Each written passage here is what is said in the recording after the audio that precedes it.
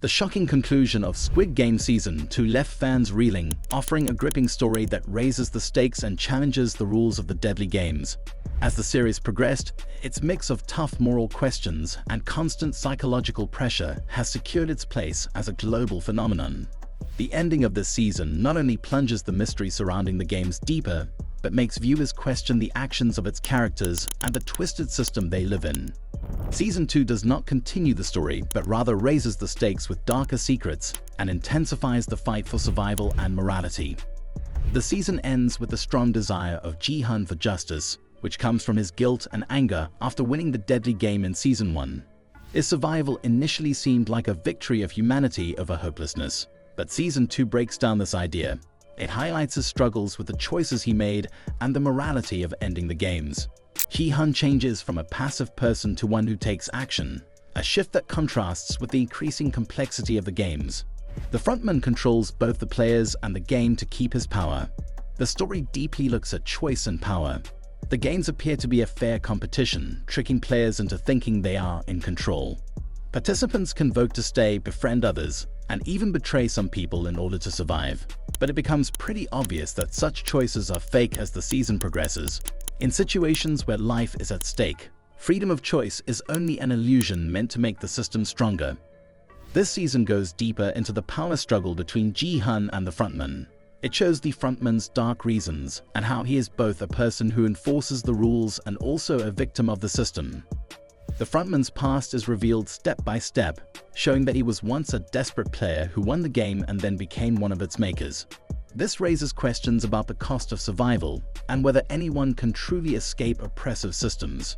The philosophy of the frontman is that games are a necessary evil, as they are ways to expose human flaws while rewarding those deemed worthy. This negative view of the world, however, is questioned by Gi-hun's moral journey. He grapples with the seriousness of what he has done, from betraying Sang-woo in the first season to making sacrifices in his fight against the games. The most notable moment happens during the attempted rebellion when Gi-hun leads a group of players in a planned attack on the guards. Even though he wants to do good, the resulting violence makes him face the difficult choices he has made. The frontman uses this to show that Gi-hun is just like the system he fights against. The rebellion is a powerful way to create tension in the story, giving hope while revealing painful truths. At first, the fight of the players against their captors seemed to be an escape, but the frontman's careful reaction turns the rebellion into another show, a hard reminder of how powerful the system is. The uprising becomes a way for the game's organizers to strengthen their control, showing that even acts of resistance can be used to support their goals. In one very intense scene, Gi-hun has to decide between helping a small group of players or getting a strategic advantage. This is the moment where the main theme of the season is shown, which is between personal morals and what is good for everyone.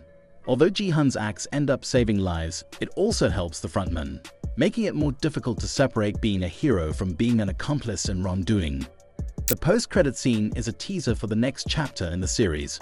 It is a new game with a railroad theme, which is quite different from the arenas that have been seen in previous seasons. The setting and masked figures suggest that the system adapts constantly, controlling both players and viewers. The post-credit scene also asks questions about possible friends and foes in Gi-hun's battle against the games.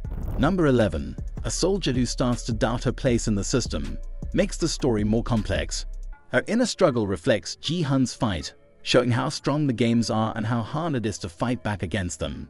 Number 11 was once an enforcer. She could be a good friend because she knows how the system works. However, her past actions make it hard for her to find redemption. Season 2 openly looks at the bigger ideas behind the games, connecting them to real-life systems of power and control. Those running the games, a mysterious group of elites, use the competition to justify their own excesses, calling it a test of humanity's worth. This is evident in how the games are set up, rewarding cleverness and cruelty while testing kindness and teamwork. Gi-hun's journey gives us some hope. When he chose not to kill his childhood friend at the end of the first season, it was a big moment, questioning the idea that to survive, one must betray others. This season continues from that point, showing Gi-hun's strong will to prove that kindness and teamwork can succeed, even in the toughest challenges. The relationship between Gi-hun and the frontman reflects the bigger themes of the series. Both have faced the terrible experiences of the games, but they reacted very differently. The frontman accepts the system and works to enforce it, while Gi-hun fights against it.